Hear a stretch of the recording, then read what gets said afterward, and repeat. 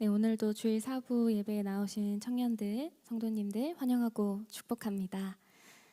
우리 한 주간 각자의 자리에서 각자의 일을 잘 감당하고 예배의 자리에 오신 것 정말 다시 한번 여러분을 축복합니다.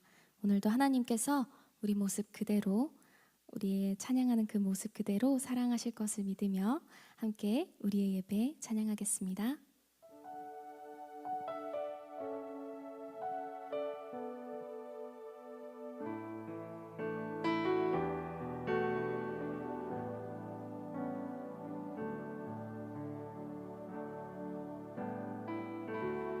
이 시간 우리 예배는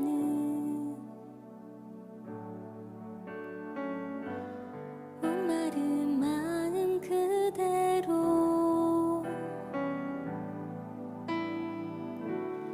어떠한 욕심도 없이 주님만을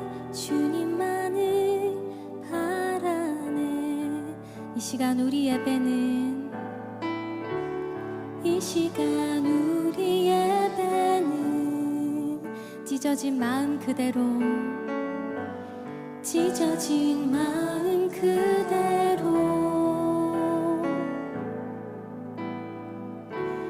기쁘게 받으실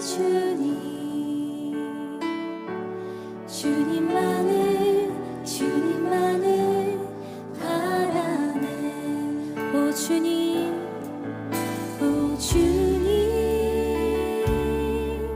내 구주, 내 소망 또 나의 위로, 내 고백 모든 영광 주님께만 드려요. 다시 한번 찬양하겠습니다. 시간 우리 예배는 목마른 마음 그대로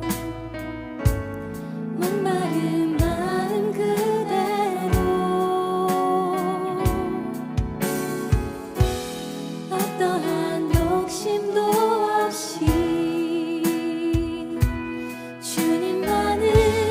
주님만을 바라네. 오 주님 내 구주, 오 주님 내 구주, 내 소망 또 나의 위로, 내 고백 모든 영광 주님께만. 우리 다시 한번 찬양합니다. 오 주님,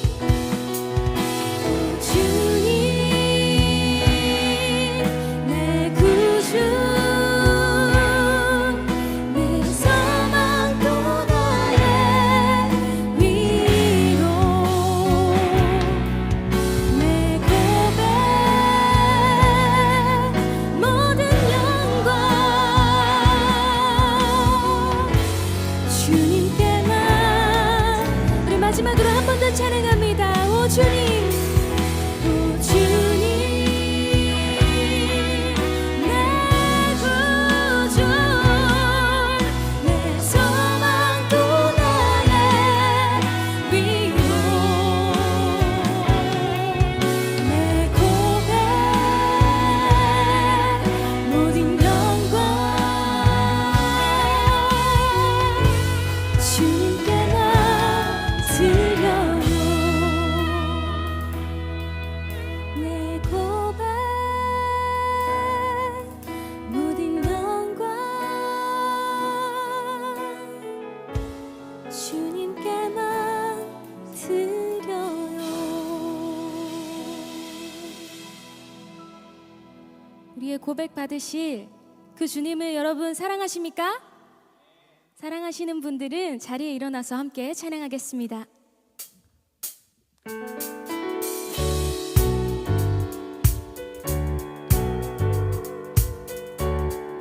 주를 앙모하는 자, 주를 앙모하는 자 올라가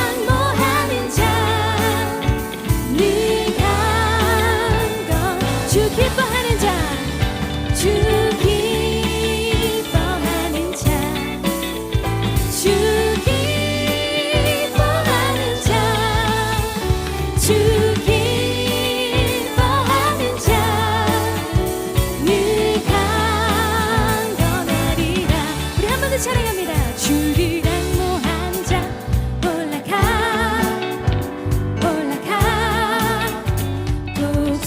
독수리 주를 사랑하는 자 주를 사랑하는 자 올라가 독수리 주 앙모하는 자 주 앙모하는 자 주 앙모하는 자 주 앙모하는 자 네가 여러분 믿으십니까? 주 기뻐하는 자 주 기뻐하는 자 주 기뻐하는 자 주 기뻐하는 자 네가 영원하리라.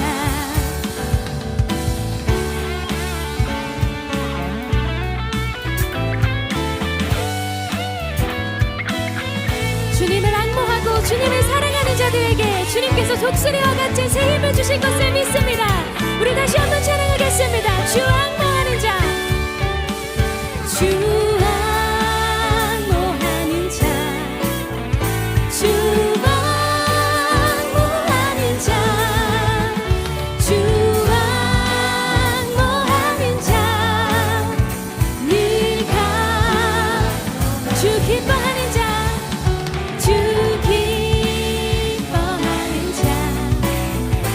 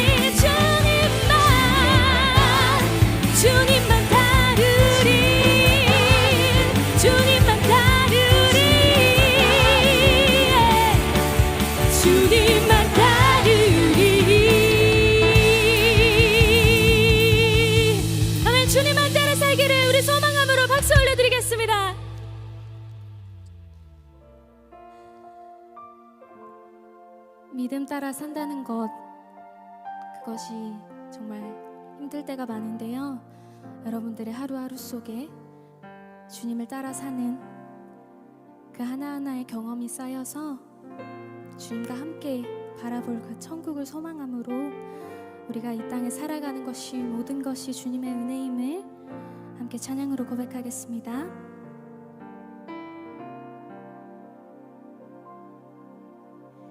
나의 하루에 단식과 눈물 돌아보는 자 없으며 채울 수 없는 텅 빈 내 삶을 사랑으로 찾아오신 주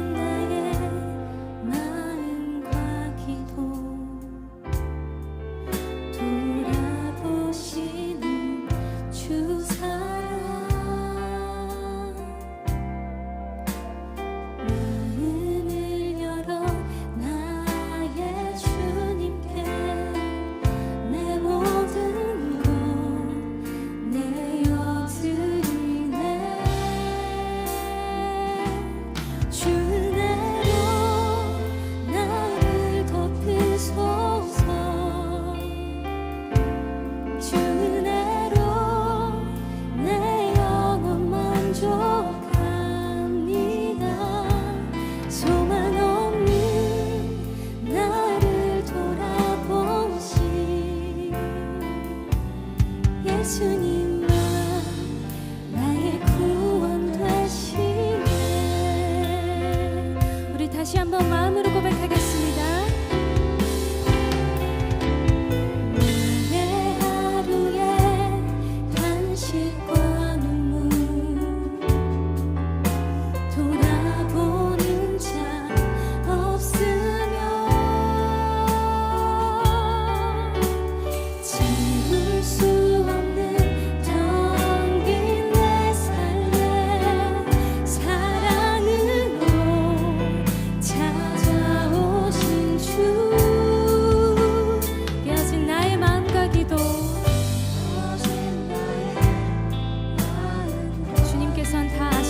주님께서는 우리를 사랑하십니다.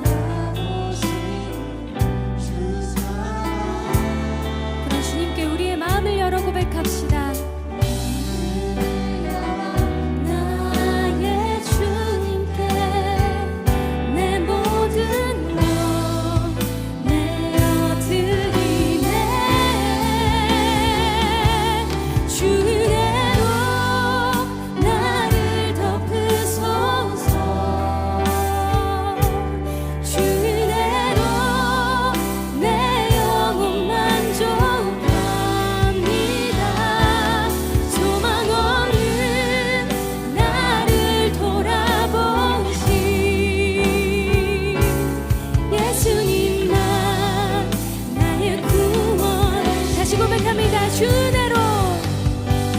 주 은혜로 나를 덮으소서. 주 은혜로 내 영혼 기뻐합니다. 낮은 나의 삶에 찾아오신 소망 되신 주를 경배하니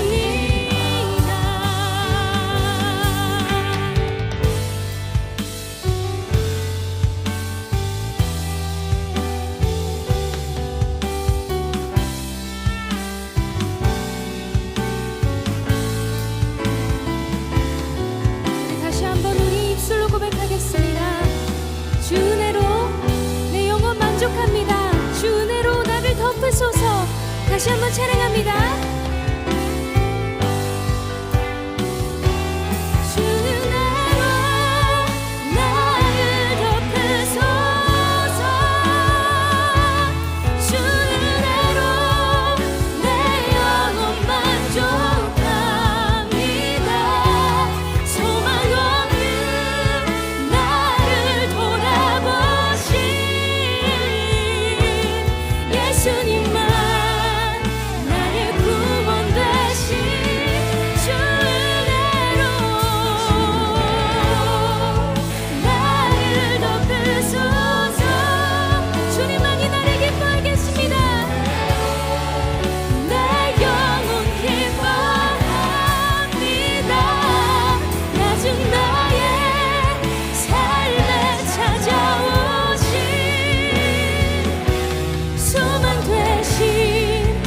마지막으로 한 번 더 고백하겠습니다. 주 은혜로 주 은혜로 나를 덮으소서. 주 은혜로 내 영혼 기뻐합니다. 내 영혼 기뻐합니다. 낮은 나의 삶에 찾아오신 소망 되신 주를 경배합니다. 소망 되신 주를 경배합니다.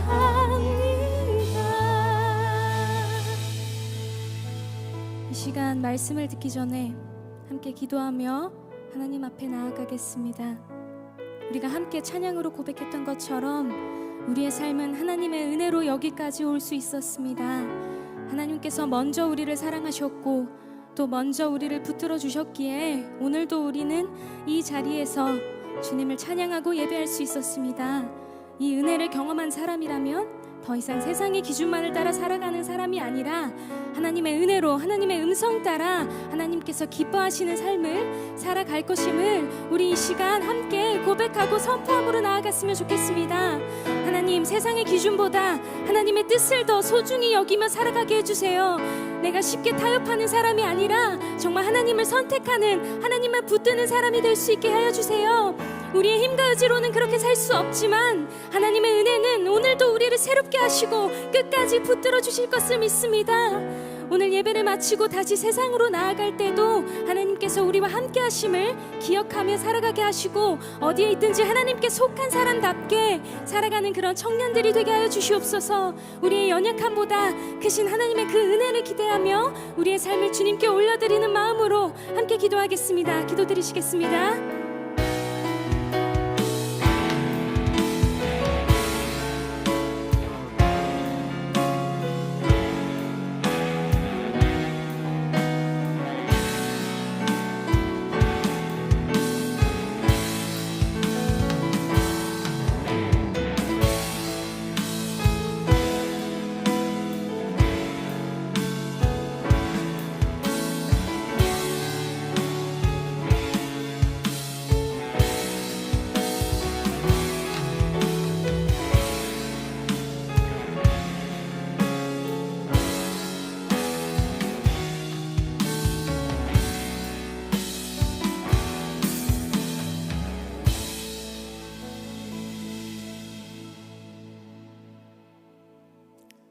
사랑과 은혜가 풍성하신 하나님, 오늘도 우리를 은혜의 자리로 불러주심에 감사합니다. 이 자리가 매주 당연히 드려지는 예배의 자리가 아닌 하나님께서 은혜를 주셔서 주님께 예배 드릴 수 있는 귀한 자리임을 깨닫는 우리가 되게 하소서. 교회를 위해 기도합니다. 특별히 다가오는 여름 수련회를 위해 기도합니다. 진행될 여름 수련회 가운데 함께 하셔서 준비하시는 목사님들과 각 부서의 선생님들께 지혜와 능력을 베푸사 많은 아이들이 성경학교 수련회를 통해 주님을 만나는 시간이 되게 하셔서 친구들의 삶 가운데 주님이 자리 잡으시며 수련회 이후의 삶 속에 주님과 동행하며 살아가는 삶이 되게 하옵소서. 청년부를 위해 기도합니다. 청년부를 위해 사역하시는 장인현 목사님의 삶과 가정 가운데 주님의 은혜와 사랑이 넘치게 하셔서 가정이 주님 안에서 하나 되며 화목하고 건강한 가정이 되게 하옵소서.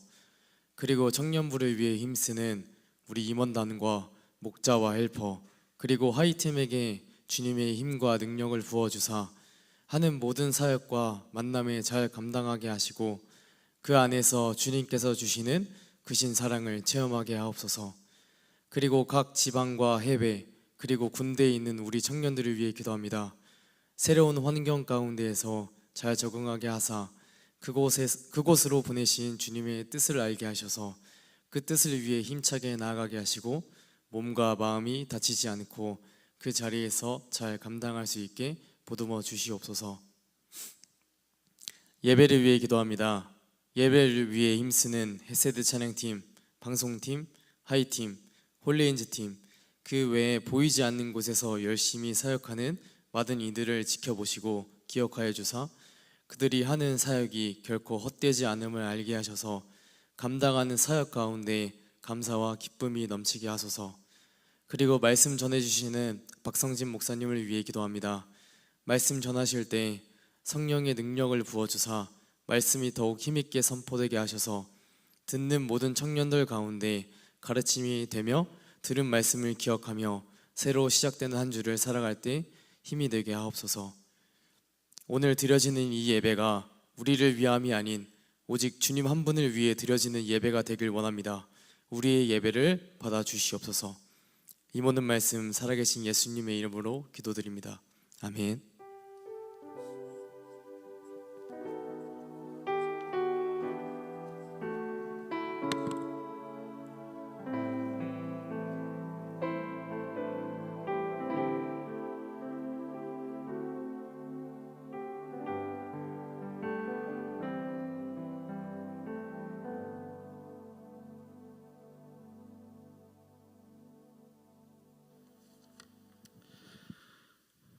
지난주 경건생활 트래킹 암송 말씀 앞을 보시며 다 함께 읽음으로 마음에 새기겠습니다.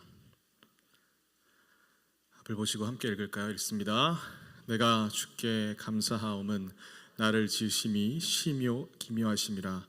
주께서 하시는 일이 기이함을 내 영혼이 잘 아나이다.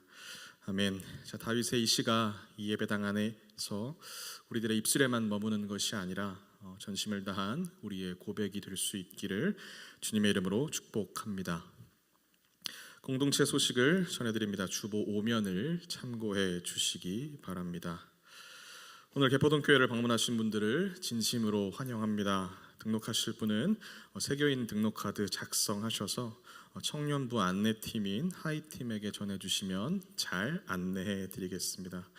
교회 홈페이지에 새가족 등록란이 개설되어 있습니다. 그곳을 통해 신청하시면 교역자가 연락드리겠습니다. 광고 2번을 보실까요? 지난 목요일에 서초동에 있는 대한성서공회 본사에서 우간다 성경 기증 감사 예배가 있었습니다. 재작년에 루안다, 작년에 탄자니아에 저희 교회는 성경을 전달했는데요. 영상 이 시간 함께 보시겠습니다.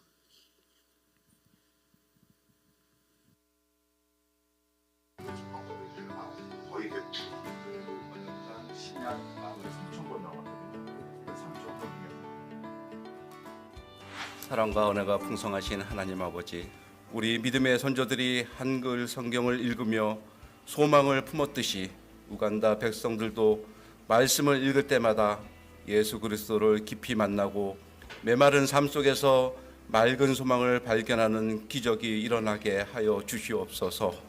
모든 성경은 하나님의 감동으로 된 것으로 교훈과 책망과 바르게 함과 의로 교육하기에 유익하니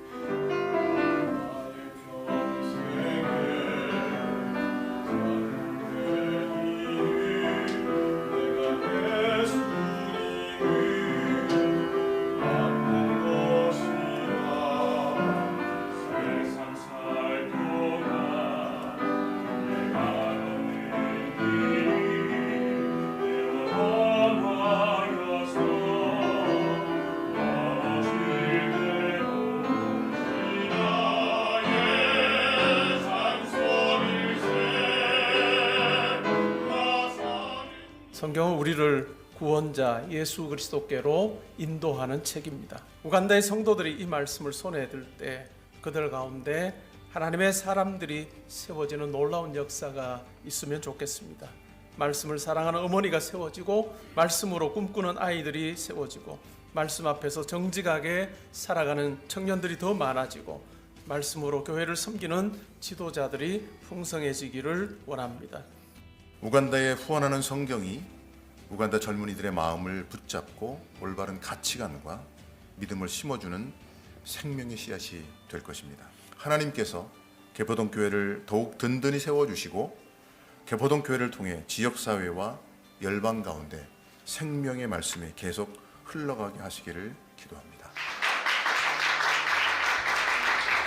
말씀의 씨앗을 뿌리는 주님, 성경을 받을 우간다의 한 영혼의 마음을 성령님께서 어루만져 주셔서 말씀을 읽을 때마다 하나님의 음성을 듣게 하시고 그 말씀이 저들의 삶을 변화시키고 영원한 생명의 길로 인도하옵소서.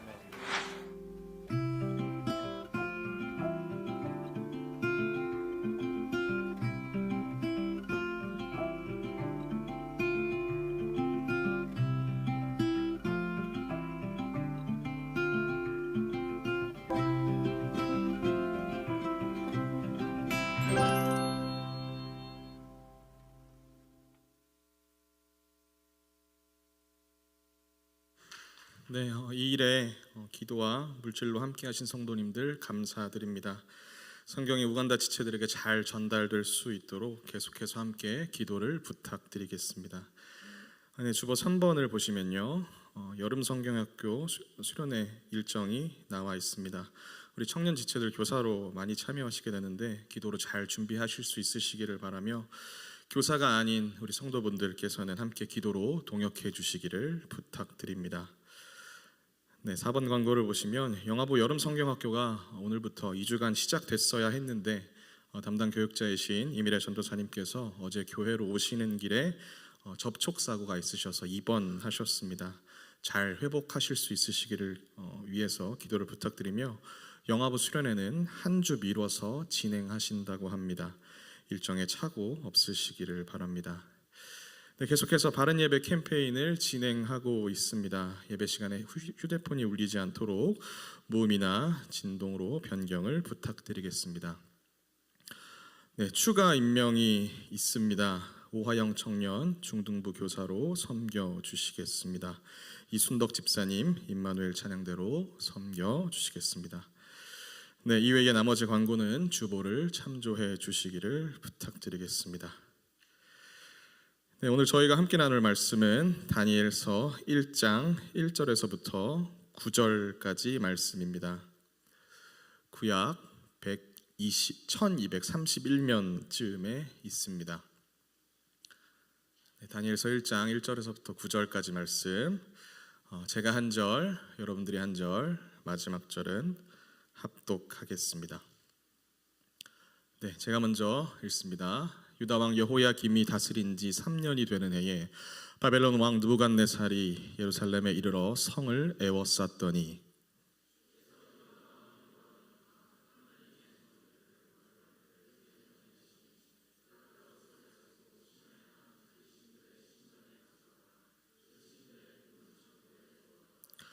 왕이 환관장 아스부나스에게 말하여 이스라엘 자손 중에서 왕족과 귀족 몇 사람,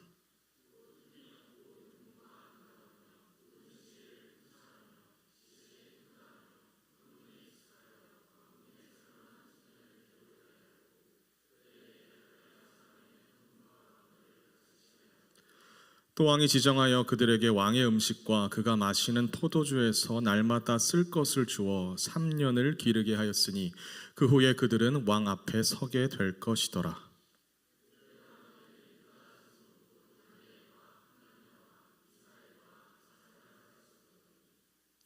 환관장이 그들의 이름을 고쳐 다니엘은 벨드사살이라 하고, 하나냐는 사드락이라 하고, 미사엘은 메삭이라 하고, 아사랴는 아벳느고라 하였더라.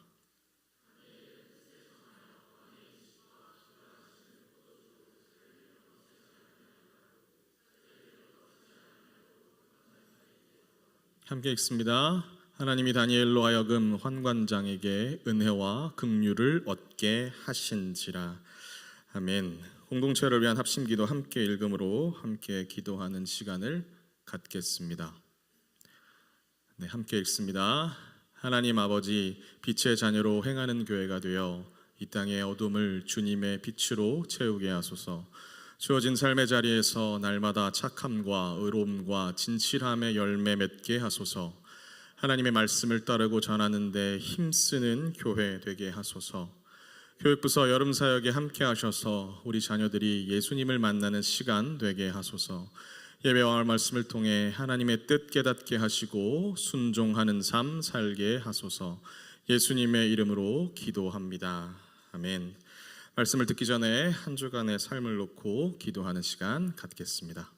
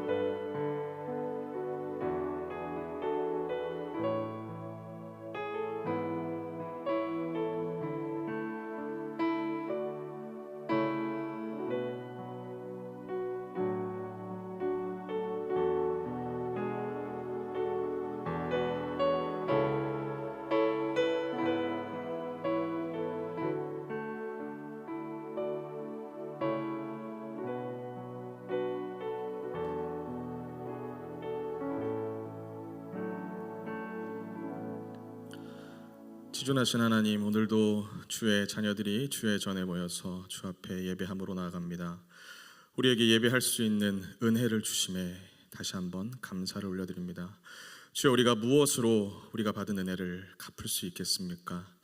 살아계신 아버지 하나님, 우리가 이렇게 은혜를 입었음에도 여전히 우리의 육신은 죄로 점철되어 우리의 맡겨진 자리에서 생각과 마음으로 행동으로 죄를 지으며 살아갑니다. 주님, 이 시간 구하오니 주여 용서하여 주시고 다시금 이 예배당을 벗어나 우리의 삶의 자리에 돌아가서 거룩을 위한 싸움을 포기하지 않는 예배자들 될 수 있도록 주여 붙잡아 주시옵소서. 특별히 아버지, 시간 봉헌 기도도 함께 올려드립니다. 주님, 주의 전으로 올 때 빈손으로 오지 아니하고 하나님께 주신 능력으로 수고하여 거둔 것을 다시 하나님께 올려드립니다. 주여, 기뻐 받아주시며 더 많이 드리지 못하는 것에 아쉬워하고 더 많이 드릴 수 있도록 욕심내는 우리 모두가 되기 원하오니 주여 붙잡아 주시옵소서. 주여, 해외 나가 있는 우리 청년 지체들, 또 군생활하고 있는 우리 청년 지체들, 또 지방에 있는 지체들을 위해서 함께 기도합니다. 주여, 하나님의 은혜가 넘치도록 그 위에 있기를 간구하옵나니 주여 붙잡아 주시고 은혜 위에 은혜를 더하여 주시옵소서. 감사를 올려드리오며 예수 그리스도의 이름으로 기도드렸습니다. 아멘. 네, 반갑습니다. 늘 찬양 인도만 하는 사람이 오늘은 설교를 하러 올라왔습니다. 왜 올라왔느냐? 주보를 보셔서 아시겠지만 오늘은 1부부터 4부까지 부교역자분들이 설교하시도록 되어 있는데요. 기억하실지 모르겠지만 전반기에 오늘과 같은 날이 한 번 있었습니다. 그때 담임 목사님께서 하반기 주일에 설교하지 않은 다른 부교역자분들에게도 시간을 마련하시겠다라고 말씀하셨습니다. 기억하십니까? 이런 말씀 4부 때는 안 하셨나요? 네, 그래요. 네, 그래서 오늘은 제가 찬양 인도가 아닌 설교를 하러 올라오게 되었습니다. 바라기는 앞에 서 있는 부족한 목회자를 바라보지 마시고 사람을 통해 일하시는 위대하신 하나님을 바라보실 수 있는 시간 될 수 있으시기를 주님의 이름으로 축복합니다. 네, 말씀을 전하기 앞서 간단한 제 소개를 드리고 시작하겠습니다. 저는 저희 교회에서 1교구와 고등부를 담당하고 있습니다. 아시는 것처럼 찬양 인도도 감당하고 있으며 한국 나이로 내년이면 40이라는 나이를 바라보게 된 새 아이를 양육하고 있는 아빠이며 올해로 6년 차가 된 목사입니다. 그렇게 안 보이죠? 네, 웃자고 하는 얘기 아니고요. 네, 그 앞서 말씀드린 것처럼 담임 목사님께서 주일에 설교할 수 있는 시간을 주시겠다라고 말씀하셨을 때에 제가 사부로 서게 될 줄은 몰랐습니다. 사부에는 청년 지체들이 줄을 이루고도 계시지만 청년 지체분들만 계시는 건 아니죠. 그래서 어떤 말씀을 전하면 좋겠습니까? 라고 기도하면서 준비하다가 말씀보다는 제가 목사가 된 후 첫 전임 사역지로 나갔을 때가 생각이 났습니다. 당시 저는 장년 성도분들이 약 200여 명 정도 출석하시는 교회에 청년부를 맡았었는데요. 그 교회 청년들의 평균 출석이 20명이 조금 안 됐었습니다. 대체적으로 20대 중반의 친구들이 줄을 이루고 있었는데 또 그 친구들이 찬양하는 것을 좋아하다 보니 모든 시스템이 다 갖춰져 있는 본당에서 예배를 드렸습니다. 지금 저희 교회 본당에 약 한 3분의 2 정도 크기 되는 넓은 공간에서 20명이 안 되는 인원들이 예배를 드렸었는데요. 예배를 드리는 것까진 좋았습니다. 그런데 찬양팀 지체들을 제외하면 이 청년들이 약속한 예배 시간에 맞춰서 잘 안 들어오더라고요. 그리고 예배 때 어찌나 왔다 갔다를 하는지 물어보니까 목이 말라서 나갔다 왔다, 뭐 화장실에 다녀왔다, 급한 전화가 들어왔다. 그런데 그런 모습을 제가 한두 번을 본 게 아니라 몇 달째 지속되다 보니까 제 안에서 화가 올라오는 것을 느낄 수가 있었습니다. 그리고 저는 제 안에 올라온 화를 말씀으로 담아내기 시작했습니다. 계획한 일이었을까요? 저는 부임한 지 얼마 안 된 목사였고 아직 청년들과의 관계가 형성되지 않아 있으니 직설적으로는 말하고 싶은데 행여나 상처받을까 봐 말할 수는 없고 저도 모르게 제 안에 올라오는 분노를 설교에 녹여내고 있었던 겁니다. 그래서 언젠가 한 청년이 다른 청년에게 이렇게 얘기했다고 하더라고요. 설교를 들을 때면 되게 혼나는 것 같아 라고 말했다고 하더라고요. 그 말을 들은 제 마음이 어땠을까요? 혼내려고 했던 건 아니었지만 혼났다고 느꼈으면 깨달아야 하는 거 아닌가? 라고 생각을 했었습니다. 시간은 계속해서 지나갔고 청년들은 크게 변화하지 않는 모습으로 예배의 자리를 지켰습니다. 그러다 보니 제 안에는 답을 알 수 없는 질문이 생겨났습니다. 왜 청년들이 안 변하는 걸까? 내가 뭘 놓치고 있는 거지? 여러분, 제가 뭘 놓쳤던 걸까요? 자, 우리나라 말에는 사람은 절대 변하지 않는다라는 통념이 있죠. 동의하십니까? 저는 이 말에 동의하지 않습니다. 왜냐하면 제가 주 앞에서 변화했기 때문입니다. 여기 앉아 계시는 분들도 보이지 않고 만져지지 않는 주님이 믿어지시기에 이 자리로 오신 거 아닙니까? 그러므로 우리 모두는 주 앞에서 변화된 것 아닌가요? 그렇게 여전히 우리는 맡겨진 삶의 자리에서 치열한 영적인 전쟁을 감당하고 있죠. 또한 우리는 그 싸움에서 이기기를 갈망하지 않습니까? 자, 이것이 무엇일까요? 성화되어 가고 있다. 우리는 거룩하게 지어져 가고 있다라는 말 아니겠습니까? 그리고 성령께서도 각자의 삶의 자리에서 우리가 더욱 하나님 편에 서는 선택을 하기를 원하심으로 우리를 도우십니다. 자, 그럼 과거에 저는 무엇을 놓쳤던 것일까요? 자, 앞에서 저의 나이를 밝혔던 것처럼 저는 학교에서 체벌이 있던 시대를 살았습니다. 그리고 그 체벌은 집에서도 있었습니다. 아주 엄하게 말이죠. 학교 들어가기 전에는 어머니께 맞고 학교로 들어가서는 아버지께 맞았습니다.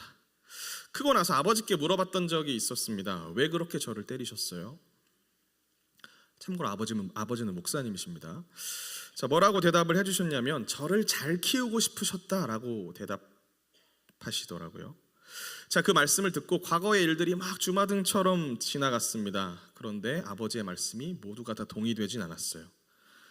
굳이 제가 이 말씀을 왜 드리냐면 청년들이 변화하지 않는 것을 두고 하나님께 적지 않은 시간을 기도했었습니다. 그런데 하나님께서 저에게 이런 마음을 주시더라고요.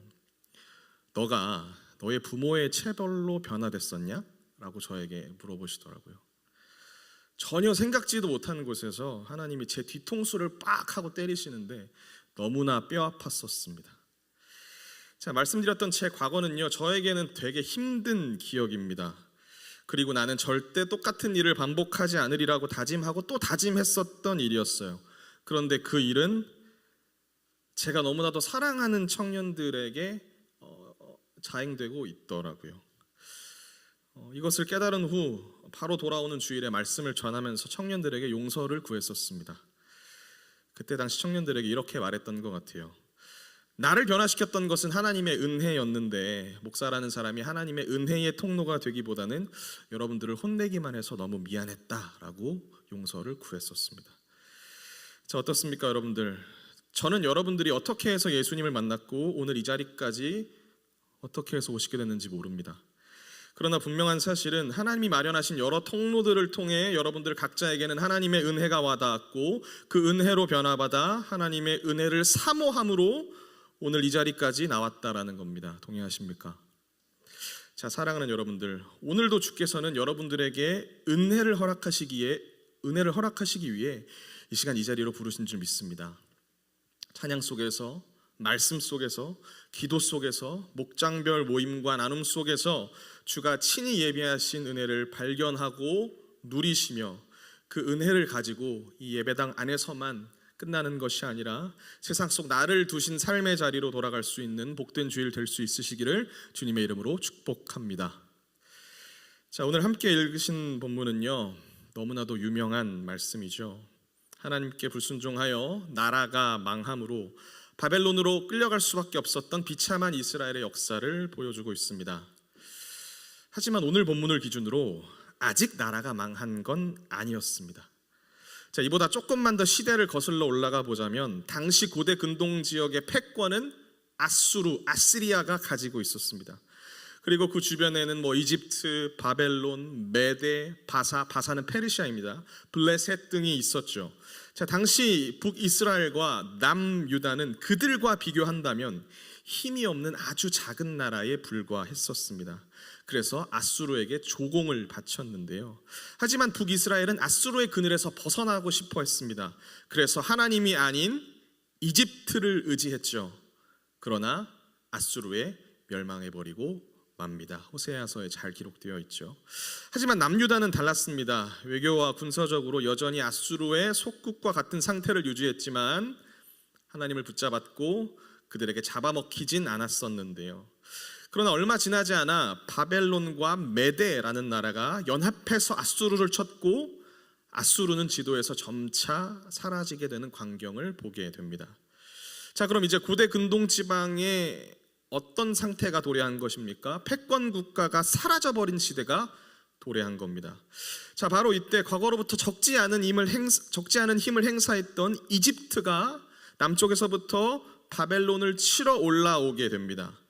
아마도 근동지방의 패권을 다시 가져오고 싶었던 것 같습니다. 자, 그런데 남유다의 종교 개혁을 이끌었던 요시야라는 왕이 북진하여서 올라오는 이집트와 전투를 벌인 겁니다. 그리고 요시야는 그 전쟁에서 전사해버리고 맙니다. 분명 남유다는요, 이집트와 견줄 만한 세력은 아니었습니다. 그런데 당시 요시야는 판단하기를 떠오르는 바벨론이 아수르와 이집트를 힘으로 눌러주는 것이 남유다에게는 유리하다라는 판단을 했던 것으로 보여집니다. 왜냐하면 북이스라엘과 남유다는 아수르의 오랜 압제를 받았기 때문이죠. 자, 그런데 이집트가 아수르를 도와서 바벨론을 몰아내면 다시 옛날로 돌아갈 공산이 크지 않을까라는 생각을 했던 것 같습니다.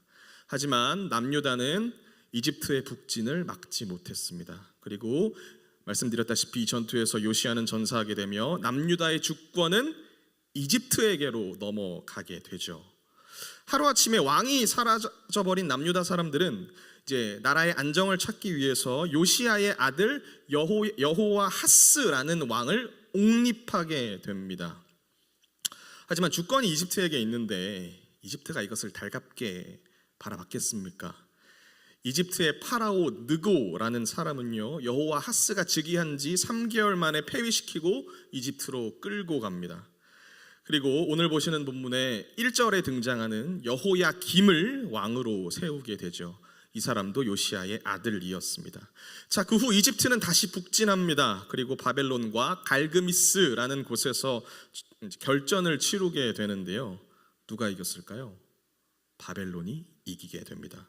그러므로 이제는 바벨론이 고대 근동 지방의 패권을 잡게 된 겁니다. 자, 다시 남유다의 상황으로 돌아가 보겠습니다. 고대 근동의 패권은 바벨론이 가져오게 되었습니다. 그런데 남유다의 왕 여호야김은 누가 세운 겁니까? 이집트의 왕이 세운 겁니다. 자, 이 소식을 들은 여호야김의 마음이 어땠을까요? 불안하고 떨리지 않았겠습니까? 이집트와 바벨론이 싸운다라고 했을 때에 이집트가 이기기를 바라지 않았을까요? 그러나 여호야김의 마음과는 다르게 바벨론이 승리했고 느부갓네살은 남유다를 굴복시키기 위해서 내려옵니다. 당연히 내려오니 여호야김은 힘이 없으니 황복을 했죠. 그리고 3년 동안 바벨론에 잘 복종을 했습니다. 그러나 성경은 기록하기를 그 이후 여호야김이 바벨론에게 배반했다라고 기록합니다. 힘도 없는 나라가 왜 바벨론에게 배반했을까요? 성경은 이에 대해서 직접적으로 설명하고 있지는 않지만 역사적으로 추정해 보자면 바벨론에게 밟힌 후 꿈틀했던 이집트를 다시금 밟아주기 위해서 바벨론이 출정하게 됩니다. 그런데 이 전투에서 바벨론이 큰 피해를 입고 철수하는 일이 발생해요. 자, 이 소식을 들은 이집트가 세운 여호야김이 바벨론의 그늘에서 벗어나고자 바벨론을 배신했다라는 것이 일반적인 역사 해석입니다. 자, 하나님께서는요, 그러나 예레미야를 통해 분명하게 말씀하셨습니다. 바벨론에게 항복해라. 저 예레미야 25장 9절을 앞을 보시면서 함께 읽어보시겠습니다. 읽습니다. 보라, 내가 북쪽 모든 종족과 내 종 바벨론의 왕 느부갓네살을 불러다가 이 땅과 그 주민과 사방 모든 나라를 쳐서 진멸하여 그들을 놀램과 비웃음거리가 되게 하며 땅으로 영원한 폐허가 되게 할 것이라. 여호와의 말씀이니라. 자, 하나님께서 느부갓네살을 뭐라고 표현하십니까? 자신의 종이라고 표현하십니다. 무슨 말이겠습니까? 남유다가 하나님 앞에서 정신 차리기 위한 심판의 회초리로 느부갓네살을 들어 쓰셨다라는 말입니다. 자, 이런 말을 들으면 좀 정신을 차렸어야 했는데 여호야김은 자신의 생각과 다른 하나님의 말씀이 마음에 안 들었는지 성경은 여호야김 왕이 하나님의 말씀을 읽을 때마다 두루마리를 칼로 잘라버리며 그 말씀을 화로에 던져버렸다라고 기록하고 있습니다. 심지어 그와 신하들은 하나님의 말씀을 들으면서도 하나님을 전혀 두려워하지 않았다고 성경은 말씀하고 계세요. 또한 예레미야는 기록하기를 여호야김이 불의했다라고 합니다. 구체적으로는 백성들을 억압하며 민생을 돌보지 않고 정의와 공의를 행하지 않았다고 성경은 기록하고 있다는 겁니다. 자, 그러므로 어떤 일이 일어났을까요? 하나님께서 바벨론을 포함한 주변 나라들을 들어서 남유다를 치십니다. 그리고 바벨론에 반역한 대가로 당시 느부갓네살 왕세자는 남유다를 침공했으며 다시는 남유다가 반역하지 못하도록 다니엘을 비롯한 다니엘의 친구들인 왕족과 귀족 청년들을 바벨론의 포로로 데리고 가는데 이것이 오늘 함께 읽은 본문 속 바벨론으로 1차로 끌려가는 사건이다라는 겁니다. 자, 그럼 이후에 여호야김은 어떻게 됐을까요? 구체적으로 성경에 그가 바벨론으로 끌려갔다라는 말은 없습니다. 하지만 성경이 그의 최후를 예언한 말씀이 있는데 우리 예레미야 22장 18절과 19절을 앞을 보시며 함께 읽어보시겠습니다. 읽습니다. 그러므로 여호와께서 유다의 왕 요시야의 아들 여호야김에 대하여 이와 같이 말씀하시니라. 우리가 그를 위하여 슬프다 내 형제여 슬프다 내 자매여 하며 통곡하지 아니할 것이며 그를 위하여 슬프다 주여 슬프다 그 영광이여 하며 통곡하지도 아니할 것이라. 그가 끌려 예루살렘 문 밖에 던져지고 나귀같이 매장함을 당하리라. 자, 또한 열왕기는 기록하기를 그가 그의 조상들과 함께 잠들었다라고 기록하고 있으며 오늘 본문은 하나님께서 여호야김을 느부갓네살 손에 넘기셨다라고 기록하고 있죠. 자, 지금까지의 내용을 다시 정리해 보면 여호야김은 참으로 혼란스러운 정국 속의 왕이 됐다라는 겁니다. 그런데 아마도 그는 왕이 되고 싶지 않았을 수도 있을 것 같습니다. 하지만 이집트의 파라오로 인하여서 왕으로 세워지게 됐죠. 자, 그렇다면 하나님 앞에서 자신의 처지와 상황을 명확히 분별하고 인지하여 하나님의 말씀에 순종하고 하나님 앞에 엎드려서 하나님의 지혜를 구했어야 했는데 그는 그렇게 하지 않았다라는 것입니다. 자, 그럼 그는 무엇을 생각했을까요? 혼란스러운 국제 정세 속에서 내가 살아남을 방법은 무엇인가? 라고 끊임없이 고민했다라는 겁니다. 자, 하지만 하나님 앞에서 그의 악행은 멈추지 않았습니다. 말씀드린 대로 왕의 자리에서 선정을 베풀기보다는 불의하게 행동했으며 사치스럽게 시간을 보냈고 공의와 정의를 시행하지 않았다고 성경은 그를 고발합니다. 그 결과 그는 우리가 함께 읽은 것과 같이 최후를 맞이할 수밖에 없었다라는 것이죠. 자, 하지만 이 세상은요 하나님의 말씀대로 살지 않는 사람만 있는 건 아닙니다. 자, 그럼 누가 있습니까? 하나님의 편에 선 사람도 있다라는 것이죠. 오늘 함께 읽은 성경은 그 사람을 다니엘이라고 말하고 있다는 것입니다. 자, 그럼 다니엘은 어떤 사람입니까? 여러분들도 잘 아시는 대로 그는 왕도 아니며 선지자도 아니고 제사장도 아니었습니다. 그저 남유다의 귀족으로 보이는 10대 후반에서 20대 초반으로 추정되는 청년이었다는 거예요. 자, 그런데 한창 하고 싶은 것이 많은 나이에, 꿈 많은 나이에 나라가 망해버립니다. 다니엘이라고 나라가 망하길 바랐겠습니까? 다니엘이라고 바벨론의 포로로 끌려가야 한다는 말을 들었을 때에 하나님 저 그곳에 가고 싶지 않습니다 라고 기도하지 않았겠느냐라는 것입니다. 자, 그러나 하나님의 넓은 계획과 섭리 아래에서 때론 우리 개인의 기도가 하나님께 받아들여지지 않을 때도 있죠. 요셉도 자신의 의지와는 다르게 이집트로 끌려갔지만 하나님이 나를 이곳에 먼저 보내셨다라고 고백하지 않았습니까?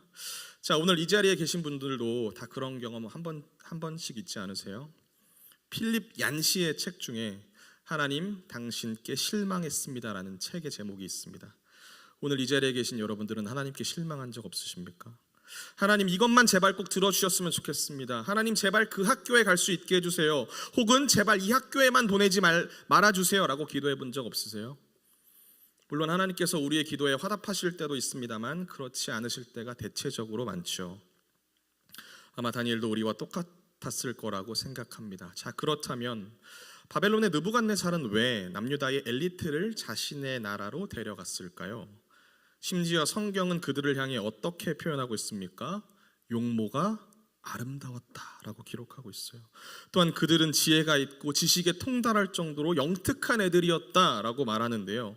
여러분, 성경이 누구를 향해 예쁘다, 잘생겼다 혹은 똑똑했다라고 표현하는 경우가 굉장히 드뭅니다.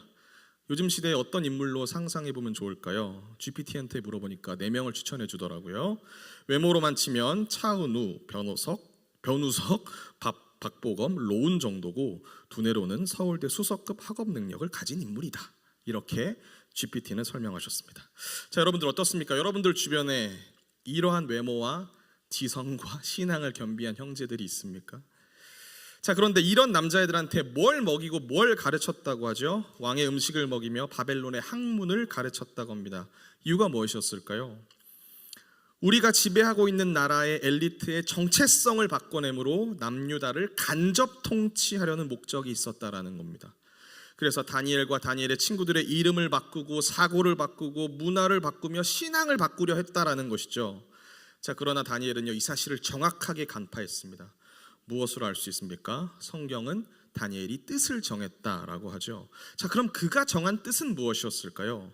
내 비록 타국에 끌려왔지만 난 이스라엘 사람이며 하나님의 자녀다라는 정체성을 잃지 않겠다라는 뜻을 정했다는 겁니다. 다시 말해서 나는 이들에게 길들여지지 않겠노라 라고 결단했다라는 것이죠. 더 나아가 왕의 음식을 먹는다라는 것은 왕의 은혜로 살아간다는 말입니다. 그러나 그는 그 음식을 거부하며 나는 하나님의 은혜로 살아가는 사람이다라는 고백을 자신의 삶으로 드러냈다는 것인데요. 자, 다니엘이 뜻을 정했다라는 말은 히브리어로 직역하면 마음 위에 올려놨다라는 말입니다. 무엇을 올려놨을까요? 자신의 삶의 기준인 하나님의 기준을 마음 위에, 생각 위에, 의지 위에, 판단과 결단 위에 올려놨다라는 말입니다. 다시 말해서 선택의 기로에서 즉흥적으로 생각하고 결정하는 것이 아니라 혹은 찾아올 유혹에 대비하여 이미 결정해 놓고 나는 하나님 앞에서 이렇게 살 것이다 라는 결단을 했다라는 겁니다. 자, 처음 말씀드렸다시피 저는요, 고등부를 맡고 있습니다. 그래서 아이들과 진로에 대해서 얘기를 나누다 보면 그중에 공부를 조금 한다는 친구들은 반도체 계약학과를 가고 싶다는 말들을 하더라고요. 요즘 이 학과가 되게 핫하죠. 왜 그렇습니까? 삼전 닉스라고 말하는 회사가 호황을 누리기 때문 아니겠습니까? 또 장차 AI와 로봇 시대가 도래할 것을 생각하면 의대나 법대를 가는 것보다 낫다라고 평가받고 있다라는 겁니다. 그래서 저는 이 말을 교사 선생님들께 나눴습니다. 그런데 선생님 중에 한 분 중에 대학교에서 학생을 지도하시는 집사님께서 이렇게 말씀을 하시더라고요. 4년 전에는 배터리였는데 지금에야 반도체를 비롯해서 주식시장이 너무나도 호황이지만 앞으로 어떤 시대가 도래할지 아무도 모른다라는 말 아니겠습니까?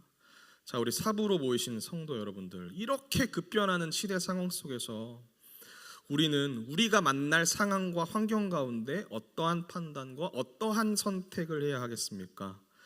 어떤 선택을 해야 내 미래와 앞길이 잘 펼쳐질 수 있을까요? 어떠한 길이 내 미래를 보장하는 길이 되겠습니까? 어떠한 선택이 나를 지켜줄 수 있을까요? 여러분, 우리가 나눴던 여호야김이라는 왕은요, 하나님을 너무나도 사랑했던 요시야의 아들이었습니다. 그러므로 그는 그의 아버지가 하나님 앞에서 어떻게 살았는지를 분명히 보고 자랐을 겁니다. 하지만 그는 급변하는 주변 나라의 정세 속에서 불안해했고 두려워했습니다. 그래서 자신의 삶의 결단을 하나님께 물어보고 여쭤보며 하나님이 주시는 말씀과 마음을 따라가기보다는 근시안적으로만 보고 판단하여 자신의 삶에 안정감을 줄 선택을 했다라는 겁니다. 또한 그는 하나님의 말씀을 멸시했죠. 그는 하나님의 말씀을 아주 우습게 생각했으며 자신의 미래와 자신의 기대에 전혀 도움을 주지 못한다라는 것으로 하나님의 말씀을 취급했습니다. 그러므로 그의 삶에 어떠한 결과가 찾아왔습니까? 하나님의 진노가 그에게 임했다라는 겁니다. 자, 하지만 다니엘은 어떻습니까? 언제 어떻게 죽어도 이상하지 않은 타국에 끌려가서 하나님과 사람들 앞에서 뜻을 세우고 감히 포로 주제에 그 뜻을 자신의 삶의 행동으로 옮기며 살아갔다라는 것입니다. 자, 우리가 함께 읽은 마지막 절은 하나님께서 다니엘에게 다니엘을 감독하는 환관장으로부터 은혜를 얻게 하셨다라고 기록하고 있죠. 어디 이것뿐이겠습니까? 이어지는 뒷장들의 기록은 다니엘의 믿음의 행보를 성경은 계속해서 보여주고 있다는 겁니다. 자, 오늘 이 자리에 모이신 우리 사랑하는 성도 여러분들, 우리 모두는요, 눈에 보이지 않는 삼위 하나님께서, 다니엘과 함께 하셨던 그 하나님께서 이 시간 이 자리뿐만 아니라 여러분들이 치열하게 살아내는 삶의 자리에도 함께 하시다는 것을 믿음으로 살아갑니다. 아멘이십니까? 자, 그러나 세상 사람들 사이에 부대껴 살아가다 보면 내 눈에 보이는 것에, 내 귀에 들리는 것에 우리들의 마음이 뺏기기 마련이죠. 심지어 그 속에서 때로는 현타를 경험할 때도 있으며 초라해질 때도 있을 겁니다. 그러다 보면 하나님의 자녀로 산다는 것이 도대체 무언가라는 생각이 들 때도 혹시 있진 않았습니까? 하나님의 말씀의 가치가 내 안에서 힘을 잃고 어느새 하나님을 모르는 사람들과 뒤엉켜 그들과 다르지 않는 모습으로 동화되어 한 주를 살다가 이 시간 이 자리로 와서 힘없이 앉아 있게 되는 날이 있지는 않았느냐라는 겁니다. 도대체 나에게 하나님의 말씀이란 무엇이며 예배와 기도란 무엇이고 목장 모임이란 무엇인가 라는 회의도 들진 않았었나요? 자, 그러나 분명한 사실은 오늘 나를 이 시간 이 자리까지 오게 한 것은 하나님의 은혜다라는 겁니다. 자, 사랑하는 여러분들, 우리는 연약하고 악해서 언제 어떠한 길로 갈지 모릅니다. 그리고 우리 안에서 육신이 힘을 얻으면 우리를 다스리시는 성령의 힘이 약해집니다. 그렇기에 이 세상에서 내 눈에 보이는 것들과 들리는 많은 소리들 앞에서 우리는 분별해야 할 줄 믿습니다. 오늘 이 자리로 모인 우리 사랑하는 성도 여러분들, 우리가 하나님의 은혜를 깨달았고 여기까지 온 것이 하나님의 은혜다라고 고백하며 하나님의 편에 서기로 작정했다면 오늘을 살아낼 힘을 하나님께 구하십시다. 하나님께서 우리의 생각과 마음을 붙들어 주시며 우리를 가장 선한 길로 인도하신다라는 것을 경험하게 하심으로 다시금 내 입술에서 하나님의 아름다움을 노래하게 하실 줄 믿습니다. 자, 사랑하는 여러분들, 기도로 하나님의 힘을 간구하며 하나님의 힘을 기대하십시다. 하나님께서 여러분들과 함께 하십니다. 이 사실을 믿음으로 다시금 이 예배당을 벗어나 여러분들의 삶의 자리로 돌아가 맡기신 삶을 믿음으로 감당하며 살아내시길 주님의 이름으로 축복합니다. 네, 괜찮으시다면 우리 시간 다 같이 일어나셔서 오늘의 기도 읽고 함께 찬양하시겠습니다.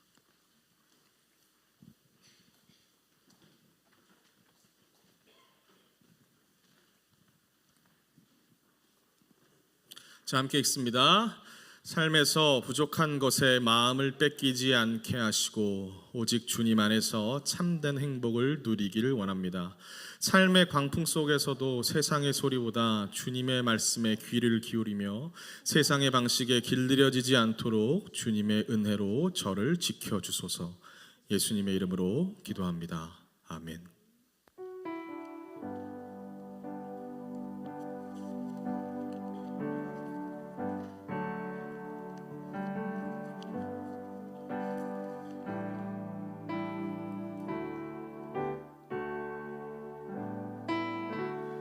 은혜 아니면 살아갈 수가 없네. 호흡마저도 다 주의 것이니 세상 평안과 위로 내게 없어도 예수, 오직 예수뿐이네. 은혜 아니면 은혜 아니면 살아갈 수가 없네. 호흡마저도 다 주의 것이니 세상 평안과 위로 내게 없어도 예수, 오직 예수뿐이네. 그 신계획 그 신계획 다 볼 수도 없고 작은 고난에 지쳐도 주께 묻기 나의 모든 삶 버티고 견디게 하시네. 그 신계획 다 볼 수도 없고 작은 고난에 지쳐도 주께 묻기 나의 모든 삶 버티고 견디게 하시네. 은혜 아니면 살아갈 수가 없네. 나의 모든 것 다 주께 맡기니 참된 평안과 위로 내게 주신 주 예수 오직 예수뿐이네. 우리 시간 함께 기도했으면 좋겠습니다. 하나님, 여기까지 인도해 주신 것이 하나님의 은혜인 줄 고백합니다. 주여, 그러나 때론 세상 가운데서 세상 사람들과 부둥켜 살며 그 은혜를 잃어버리고 나를 여기까지 오게 한 것이 하나님의 말씀임을 아버지 우리는 때론 잊어버립니다. 주여, 불쌍히 여겨주시고 긍휼히 여겨주시며 다시금 나를 두신 삶의 자리에서 하나님의 은혜로 살아가겠노라 라고 고백하며 선포하며 담대히 나아가는 여기 모인 모든 지체들 되기 원하오니 주여, 이 시간 우리와 함께 해달라고 우리 시간 함께 간절히 기도하며 나가시겠습니다. 살아계신 하나님 아버지, 감사합니다. 아버지, 새벽 이슬 같은 청년들, 너무나도 존귀하신 성도님들, 세상 속에서 하나님의 말씀으로 살아내다가 주의 날에 주 앞으로 모였습니다. 주님, 아버지, 우리의 내면을 들여다보면 여전히 주 앞에 부끄러운 것이 많고 하나님의 은혜가 나를 여기까지 인도하셨다라고 고백하면서도 여전히 죄에 휩쓸려가는 우리 자신을 발견합니다. 세상 사람들과 별반 다르지 않는 모습으로 나의 삶의 자리를 살아내는 때를 주여 우리는 발견합니다. 주여, 용서하여 주시고 아버지, 간절히 간구하오니 주여, 하나님의 힘을 더하여 주시옵소서. 성령의 충만을 더하여 주시옵소서. 아버지, 맡기신 그 자리를 말씀으로 살아내기 원하며 하나님의 사람답게, 그리스도인답게, 하나님의 권속답게, 하나님의 백성답게, 예수 그리스도의 제자답게 주여 살기 원하오니 아버지, 이 시간 은혜를 사모하여 이 자리로 나온 청년들, 성도님들 주여 함께하여 주시고 은혜 위에 은혜를 더하여 주시옵소서.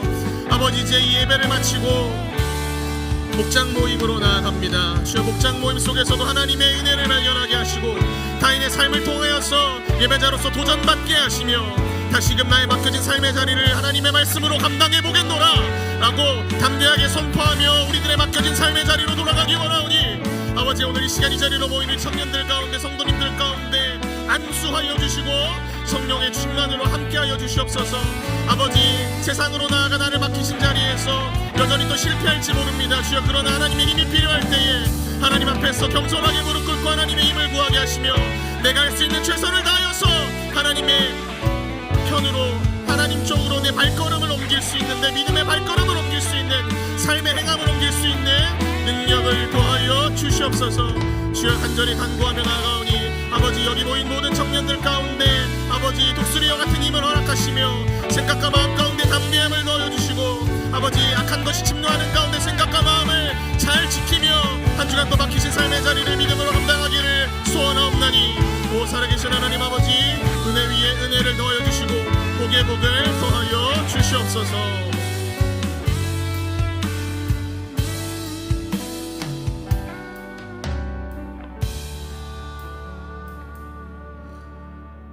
이제는 우리 구주 예수 그리스도의 은혜와 하나님의 사랑과 성령의 감동감화 교통하심이 이 예배당 밖을 벗어나 다시금 나의 삶의 자리로 돌아가 하나님의 말씀대로 살기를 소원하는 여기 모인 모든 개포동의 지체들 머리 가운데, 생업 가운데, 학업 가운데, 생각과 마음 가운데 이제로부터 영원토록 함께 있어지이다.